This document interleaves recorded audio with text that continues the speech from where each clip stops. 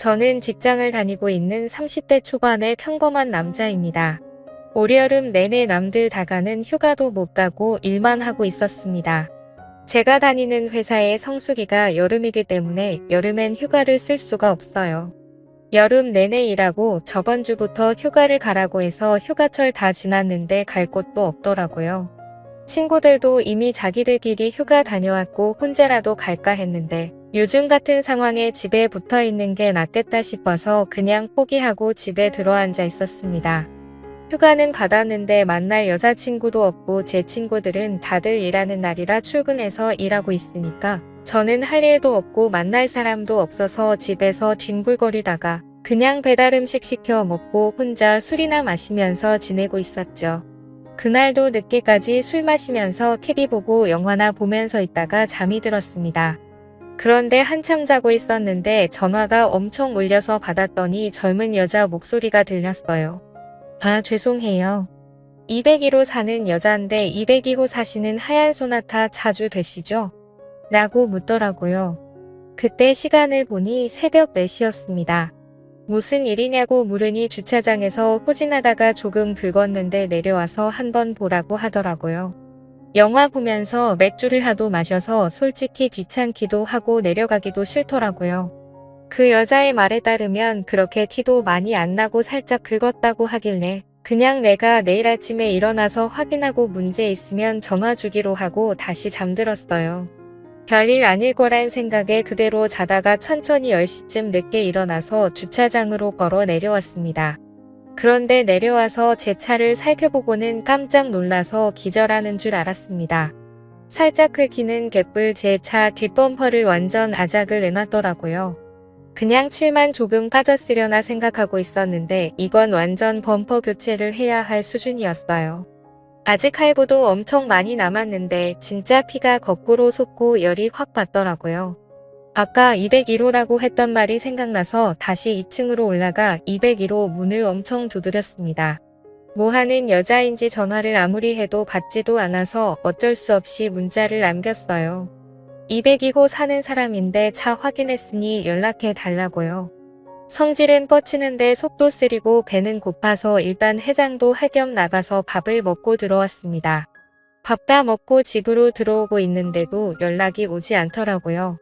평소 옆집 여자를 오며 가면 몇 번 봤기 때문에 얼굴도 알고 있고 제 핸드폰에 기록도 남아있기 때문에 나중에 발뺌은 못할 거라 생각하고 그냥 집에 가서 TV 보며 기다렸어요.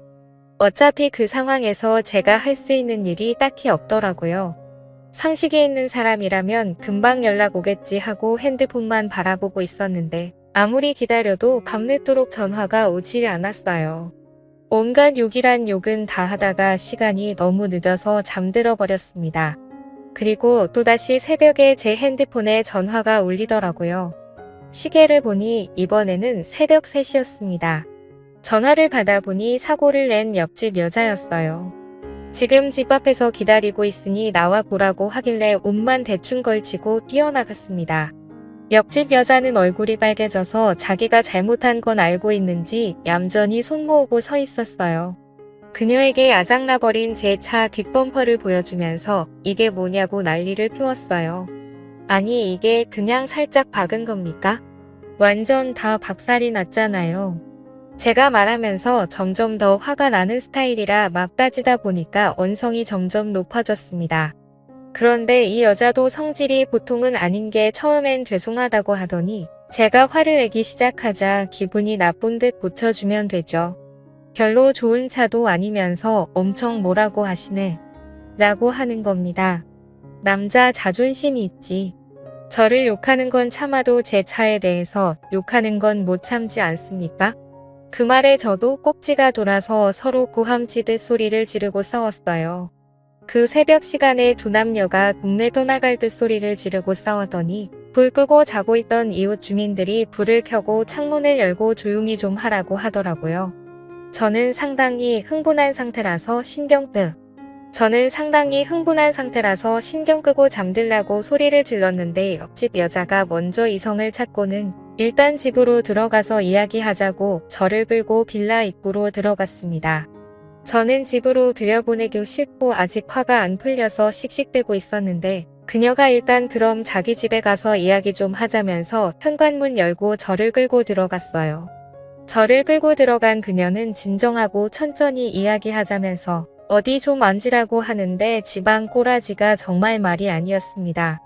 바닥에는 술병이 굴러다니고 과자 봉지에 배달 음식 먹은 것도 제대로 버리지도 않고 그대로 바닥에 나뒹굴고 있더라고요. 살면서 그런 집은 처음 봤습니다. 좀 어디에 앉으라고 하는데 어디에 앉아야 할지 모를 정도의 상황이었어요. 저는 평소에 결벽증까진 아니지만 집 청소 자주 하고 정리정돈해둬야 마음이 편하거든요. 군대 다녀온 남자들이라면 무슨 말인지 공감하실 겁니다. 그런 와중에 이 여자가 음료수라도 먹으라면서 냉장고에서 주스를 하나 꺼내주는데 얼핏 들여다본 냉장고 상태를 보니까 먹고 싶은 생각이 싹 사라졌어요. 일단 옆에다 던져두고 그녀와 수리비에 대한 이야기를 했는데 본인 사정이 있으니 조금만 받으라고 하는 겁니다. 이 동네 바에서 일을 하고 있는데 차 수리비를 배상해주고 싶지만 지금 당장 돈은 없고 다음 달 월급이 들어오면 갚겠다고 하더라고요. 자기가 올해 차 사고를 너무 많이 내서 보험 처리하기 힘들다면서 다음 달에 현금으로 배상해주겠다며 사정사정을 했어요. 진짜 집안 꼬라지를 보고 그녀의 모습을 보니 답이 안 나오는 상황이었어요. 바에서 일한다고 하는 그녀는 얼굴은 그래도 봐줄만 했습니다. 몇 살이냐 물었더니 25살이래요. 시간도 많이 늦었고 이미 잠은 다 달아나 버려서 그녀와 이런저런 이야기를 하고 있다 보니까 조금씩 편해지고 제 화도 다 풀려버렸어요. 대체 집은 왜 이렇게 더럽게 해놓고 사느냐고 제가 물었더니 자기가 치울 시간이 없다고 웃으면서 농담으로 저보고 좀 치워달래요. 제 성격상 어질러져 있는 꼴을 못 보기 때문에 쓰레기 봉투를 손에 들고 거실을 대충 치우기 시작했습니다. 쓰레기를 주워 담기 시작했더니 그녀도 민망했던지 옆에서 같이 청소를 했어요.